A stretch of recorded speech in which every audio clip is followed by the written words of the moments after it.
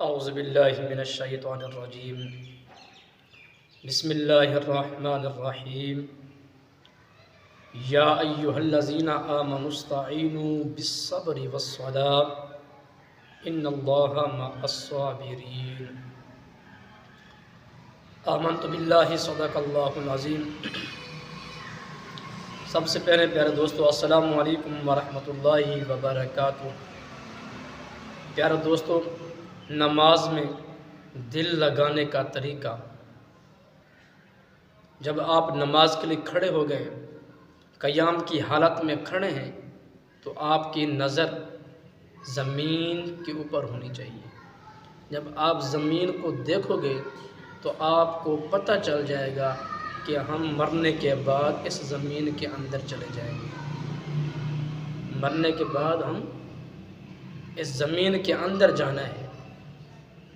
جب آپ رکوع کریں تو اپنے پاؤں کو دیکھیں، کیونکہ جب موت آتی ہے تو انسان کی روح سب سے پہلے پاؤں سے نکلنا شروع ہوتی ہے۔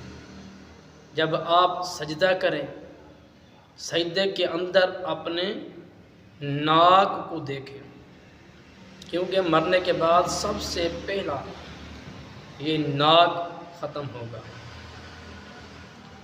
اور جب آپ التحیات کی حالت میں، تشہد کی حالت میں بیٹھیں تو اپنی نظر اپنی جھولی کے اندر رکھیں، کیونکہ جب انسان اس دنیا سے چلا جائے تو وہ خالی جھولی جائے گا۔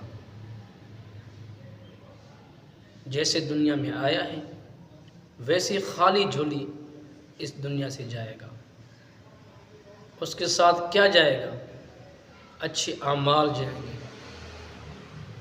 نیکیاں جائیں گی جو اس نے دنیا کے اندر کی ہوں گی۔